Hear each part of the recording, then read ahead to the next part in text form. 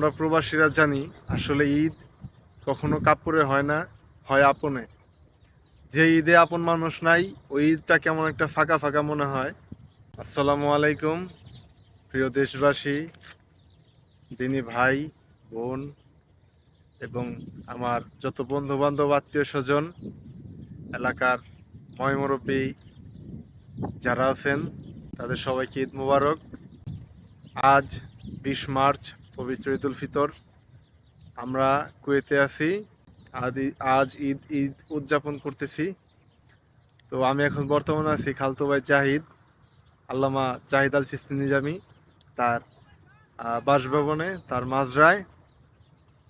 তো সবাইকে ঈদ মুবারক। আগামীকাল বাংলাদেশে ঈদ। তো সবার জন্য শুভকামনা। সবাই দেখে শুনে উদযাপন করবেন। একটা ব্যাপার হচ্ছে, আমরা প্রবাসীরা জানি আসলে ঈদ কখনো কাপড়ে হয় না, হয় আপনে।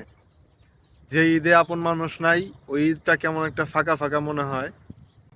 তো আপনারা যারা দেশে আছেন ফ্যামিলিকে সময় দিবেন, বাইরে এদিক সেদিক বেশি ঘোরাফেরা করবেন না, নিজের খেয়াল রাখবেন।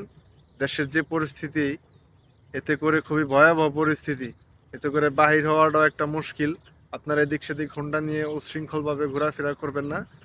সবাই নিজের সেফটি বজায় রাখবেন। সবাইকে ঈদ মুবারক, শুভকামনা। ভালো থাকবেন, সুস্থ থাকবেন। আল্লাহ ঈদ হাফেজ। মোবারক। ঈদ মুবারক।